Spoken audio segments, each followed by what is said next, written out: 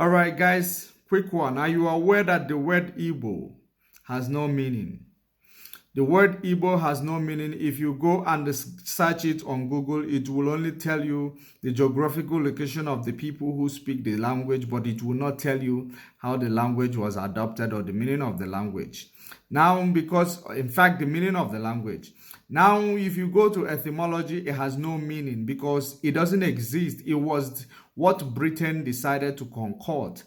During the time they did away with our insipid way of writing, Akago, because we had our own way of writing, which is the ancient way of writing. And that ancient way of writing was what defined what we used to answer.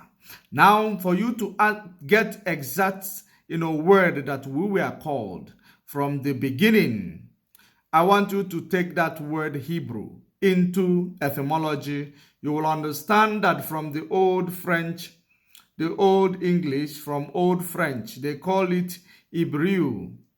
You will see the spelling there. From the Latin, they call it Hebraeus, which H appeared there. From the Greek, they call it Hebraios.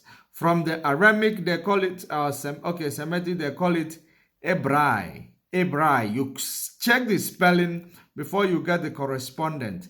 And then to the Hebrew, the owners of the word, they called it Ibiri. Ibiri. Ibiri. You will see the spelling there. And that was the real name of our ancestors, the name that our ancestors answered.